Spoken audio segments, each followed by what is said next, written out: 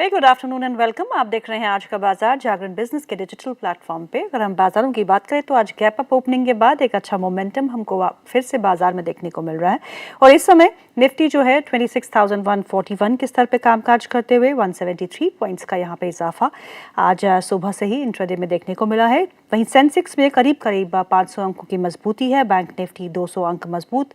Banking space थोड़ा बहुत आज मोमेंटम में नहीं है, हरे निशान में तो है लेकिन ज़्यादा कुछ एक्शन नहीं देखने को मिल रहा। एक्शन जो है वो आज मिड कैप और स्मॉल कैप स्पेस में ज़्यादा है क्योंकि बहुत टाइम से वो अंडर परफॉर्म करते रहे हैं मार्केट्स को, बेंचमार्क्स को आज, लेकिन वहाँ एक अच्छा मोमेंटम मिड कैप और स्मॉल कैप स्टॉक्स में देखने को मिल रहा है। आज के जो सेक्टोरल इंडाइसेस है, सभी सेक्टोरल इंडाइसेस हरे निशान में कामकाज करते हुए, लेकिन टॉप परफॉर्मिंग इंडाइसेस में आईटी इंडेक्स सबसे ऊपर है जहां करीबन 2% का इजाफा देखने को मिल रहा है। मेटल इंडेक्स में काफ़ी अच्छी तेज़ी देखने को मिल रही है। इंफ्रा, कैपिटल गुड्स, एफएमसीजी सभी इंडेक्सेस में हरा निशान बना हुआ है। तो बहुत करीब हम आ चुके हैं इस साल के अंत के और मोमेंटम वापस लौटा दिखा है और एफआईआईज की थोड़ी बहुत खरीदारी पिछले कुछ सेशन से हमको देखने को मिल रही है।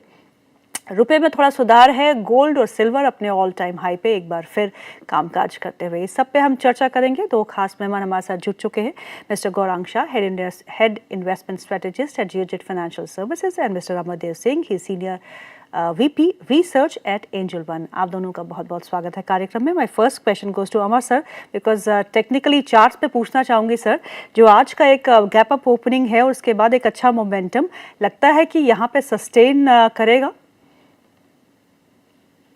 देखिए, जिस तरह से मार्केट्स जो हैं वो एक कंसोलिडेशन हमें देखने को काफी समय से मिला और एक पुल बैक भी आज हमें देखने को मिल रही है। तो ये जरूर है कि लोअर लेवल्स पे एक बाइंग इंटरेस्ट तो है और जैसा आपने कहा कि आईटी स्टॉक्स का भी आज एक इम्पोर्टेंट रोल रहा है जी। और तो वो भी और ओवरऑल आईटी सेक्टर में भी हम लोग we have been positive for quite some time now. तो कहीं ना कहीं एक सपोर्ट तो जरूर है और यदि आप आज ब्रॉड बेस देखते हैं मार्केट की जो रैली है, so that also is in terms of advance versus declines देखें तो advances are almost more than 3x as compare to declines. तो वो भी एक ब्रॉडर मार्केट ब्रेड्थ को जरूर दर्शाता है।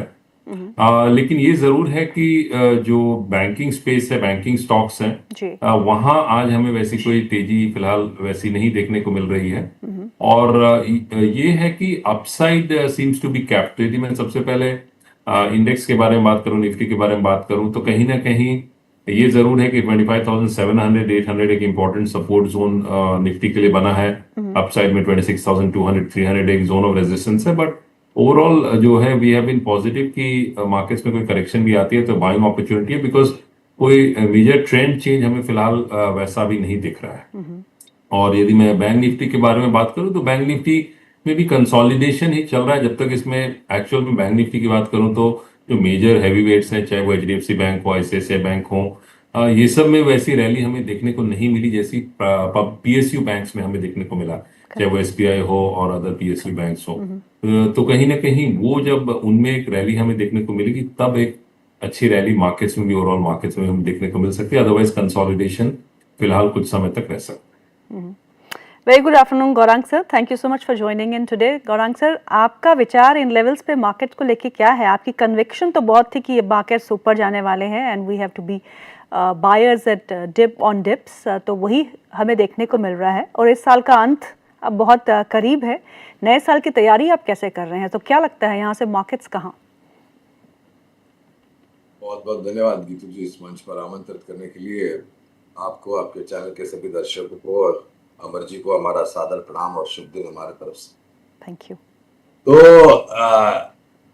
ये साल अब जो अंत होने वाला है गीतू, मेरे ख्याल से अप्रैल के महीने से जो तांडव हो रहा था टैरिफ की घोषणा के पश्चात और जिस तरीके से तकलीफों के दौर से गुजरा बाजार, लेकिन अपने आप को संभाला जी।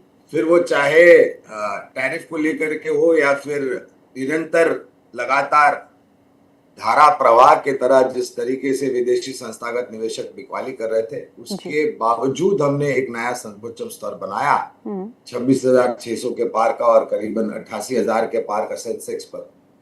और उसके पश्चात दायरेबंद कारोबार। अनुमान तो यही है कि जो भी बाकी के कुछ दिन बचे हैं इस वर्ष के 26,000 के ऊपर ही मेरे ख्याल से कामकाज होना चाहिए निफ्टी स्पॉट पर। और अगर आज कल या मेरे ख्याल से परसों, क्योंकि गुरुवार को 25 दिसंबर क्रिसमस की छुट्टी है, तो ये एक हफ्ता छोटा हफ्ता है जी। तो अगर निर्णायक तरीके से हम यहाँ पर टिक पाए तो संभवतः ये है कि फिर से हम जो एक नया सर्वोच्चम शिखर हमने कुछ समय पहले बनाया था वहां पर जाने की प्रयास हम कर सकते हैं। लेकिन क्षेत्र के आधार पर और कंपनियों के आधार पर मेरे ख्याल से हरकत आपको ज्यादा होती हुई दिखाई देगी। रुपए में जो कमजोरी आई थी वहां पर थोड़ी बहुत मजबूती, और एक दूसरा बहुत ही सकारात्मक कारण की तो कच्चा तेल करीबन $60 के नीचे ब्रेंड और $55 के आसपास नाइमेक्स, ये मेरे ख्याल से रुझान बेहतर है। और अब मेरे ख्याल से इस हफ्ते से एक चिंता दूर हो जाएगी, वो जो बिकवाली हो रही थी विदेशी संस्था निवेश वो अब थम गई है मेरे ख्याल से। तो ऊपर के तरफ के दायरे थोड़े बहुत जो भी दिन बाकी है इस वर्ष के, हम अनुमान लगा सकते हैं कि थोड़ा ऊपर के दायरा पर। गौरांग सर, एक सिंपल सा सवाल है, do we need the US trade deal? अगर आप मुझे मेरी व्यक्तिगत राय पूछे जी, और अभी मैं एक फ्लैश देख रहा था कि भारत और न्यूजीलैंड के बीच में एक एफटीए करार साइन हुआ जी। तो ऐसा नहीं है, देखिए हमारी सोच और विचारधारा जो है ना वो थोड़ी बहुत परे होनी चाहिए। इतना सारा कुछ हो गया, 25% से 50% की टैरिफ बार बार लगातार राष्ट्रपति ट्रंप और उनके जो बाकी अधिकारी उनसे कि नहीं हम अभी साइन कर देंगे, हम अभी साइन कर देंगे। हमारे सरकार की तरफ से, मंत्रियों की तरफ से, माननीय मंत्री गोयल साहब ने भी टिप्पणी करी है।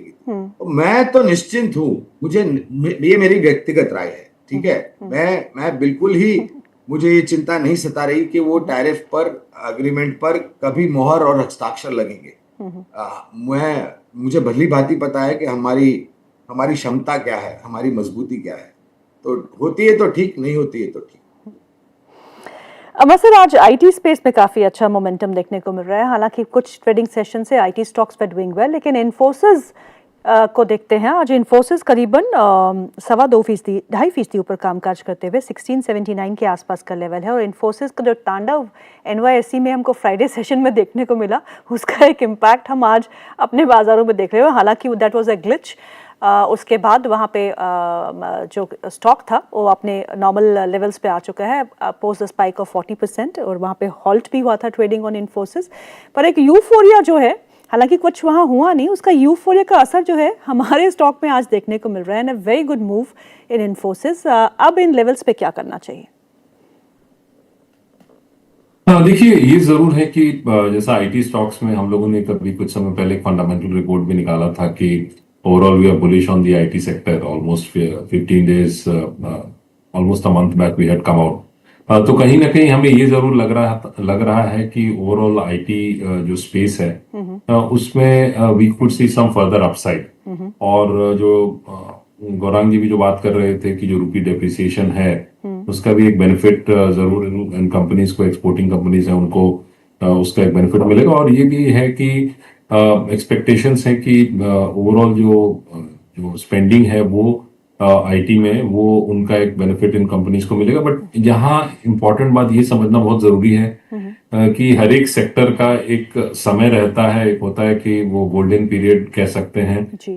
तो वो तो अभी फिलहाल नहीं दिख रहा। और उसमें वो आईटी कंपनीज जो कहीं ना कहीं अपने आप को किसी तरह से और ट्रांसफॉर्म कर सकेंगी, उनके लिए future will be bright. Otherwise ये जरूर है कि कंसोलिडेशन चलेगा। मतलब जैसे एफएमसीजी स्टॉक्स में हम लोग देखते हैं स्लो एंड स्टेडी टाइप की मूवमेंट, वैसे ही आईटी सेक्टर में भी फिलहाल दिख रही है सब। जैसे इन्फोसिस की बात करूं तो इन्फोसिस ये जरूर है कि एक दायरे में ट्रेड करता हुआ दिख रहा है 1400 और 17 या 1750 1800 इस रेंज में फिलहाल ट्रेड करता हुआ दिख रहा है। और जो फंडामेंटल फैक्टर्स है वो भी उसी तरह से ये कर रहे हैं। जो टेक्निकल फैक्टर्स है दे आर ऑल्सो पॉजिटिव। तो कहीं ना कहीं एक अपसाइड बन सकती है, पर मैं ये मानता हूँ कि हायर लेवल्स पे कैप्ट हो जाएगी और प्रॉफिट बुकिंग हमें देखने को मिलेगी।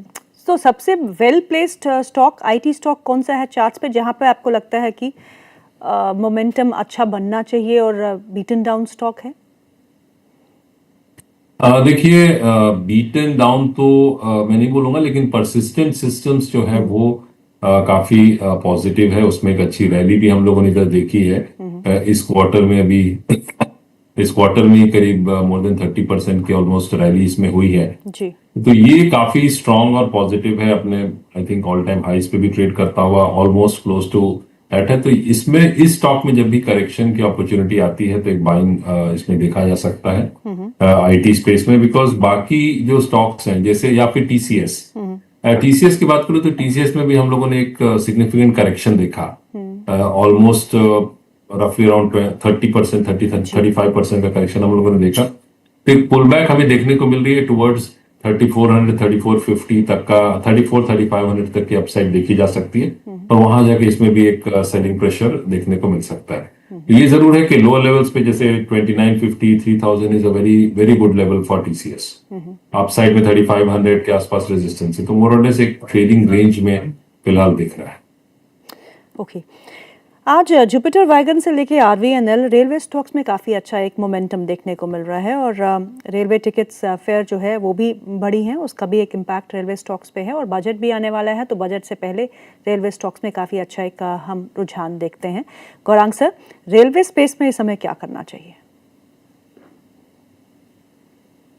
तो देखिए, ये बजट को लेकर के ना हमेशा उम्मीदें बहुत सारी जग जाती हैं, और वास्तविकता ये भी है कि बजट हर साल आता है, और छोटी मध्यम अवधि में तो मैं सक्षम ही नहीं हूँ किसी प्रकार टिप्पणी करने के लिए, लेकिन रेलवे क्षेत्र में मेरे ख्याल से जिस तरीके से बड़े बड़े परिवर्तन हम देख रहे हैं, और जिस तरीके से रेलवे की नेटवर्किंग आगे बढ़ाने की बात कर रहे हैं, लास्ट माइल कनेक्टिविटी का जो मुद्दा है वो सुलझाने का प्रयास हो रहा है। तो ये मैं सीधे सीधे राय तो नहीं दे पाऊंगा किसी कंपनी पर, क्योंकि कवरेज नहीं है, लेकिन काफी सारी कंपनियां हैं जो सक्षम और मजबूत है। ये मैं उदाहरण दे रहा हूं, कोई राय नहीं दे रहा गीतू। आपने जुपिटर वैगन का नाम लिया, टीटागर रेल सिस्टम है, आरवीएनएल, आईआरसीटीसी जैसी कंपनियां हैं, रेलटेल जैसी कंपनियां हैं, सक्षम और मजबूत कंपनियां है ये, और इनका कामकाज मेरे ख्याल से आने वाले कई सालों तक मेरे ख्याल से ऑर्डर बुक मजबूत रहेगी, क्योंकि बहुत बड़ा परिवर्तन हम देख रहे हैं भारतीय रेलवे।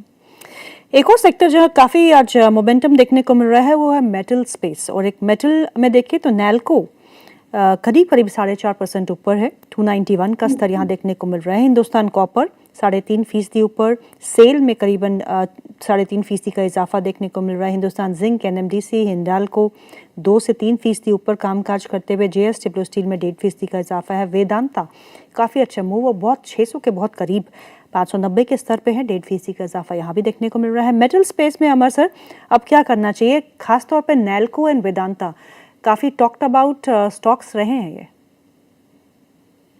देखिए, मेटल स्पेस में जो नॉन फेरस मेटल्स हैं, चाहे वो नेशनल एल्यूमिनियम हो, हिंदुस्तान जिंक हो, फिर वेदांता हो, कहीं ना कहीं इनमें एक स्ट्रेंथ तो डेफिनेटली है, और जो फंडामेंटल फैक्टर्स भी हैं, demand supply position in terms of जो मेटल्स हैं, उसका भी एक पॉजिटिव इम्पैक्ट देखने को हमें मिल रहा है। तो मैं ये मानता हूँ कि ये सेक्टर, चाहे सबसे पहले मैं नैल्को की बात करूं तो ओवरऑल बहुत स्ट्रांग है on the longer term chart, से इसमें एक पुल बैक पे बाइंग अपॉर्चुनिटी बन सकती है। जिन्होंने बाय कर रखा है वो अपने पोजीशन को होल्ड कर सकते हैं। करंटली 290 के आसपास फिलहाल ट्रेड करता हुआ दिख रहा है, सस्टेन करता है 280 के ऊपर, तो इसमें 323, 30 तक के लेवल्स बन सकते हैं, but on the down side strong support is around 270।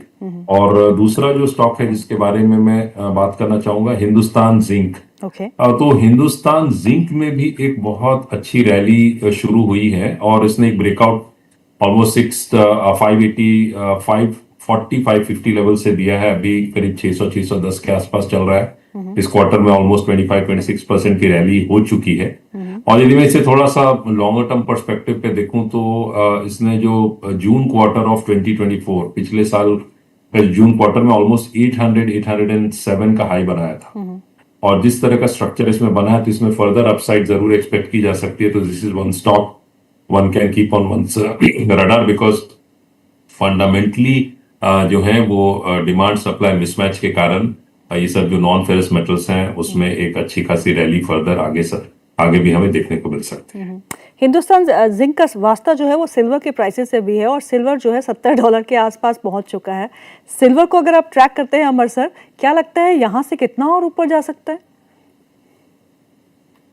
देखिए सिल्वर, मैं सबसे पहले यदि इंटरनेशनल लेवल्स की बात करूं, सिल्वर की जो रैली हुई है that really has been phenomenal. इस क्वार्टर में इटसेल्फ मैं डॉलर टर्म्स के बारे में बात कर रहा हूं, ऑलमोस्ट 44% की रैली हुई है। यदि मैं ईयर टू डेट बात करूं तो ऑलमोस्ट 130% की रैली हुई है। और overall silver has been major, I would say, wealth creator, और but it is at the same time very volatile. तो मैं ये मानता हूं कि अभी फिलहाल वैसे कुछ ट्रेंड्स तो नहीं दिख रहे हैं, क्योंकि बीच में एक करेक्शन आई थी, उसके जी, बाद फिर वो रैली जी, शुरू हुई है। जी, तो सिल्वर में ये जरूर है कि लॉन्गर टर्म पर्सपेक्टिव में it can be a buying opportunity on corrections, not at the current levels, because इस लेवल पे वोलेटिलिटी हमें काफी देखने को मिल सकती है। तो मैं ये मानता हूं कि as a portfolio you can have silver as a portfolio in terms of silver ETF और in terms of physical also, but you need to have it in staggered way, because silver is one of a very very volatile commodity. Shriram finance के stock को देखिएगा Gaurang sir, क्योंकि आप NBFC बहुत closely track करते हैं। गिरते हुए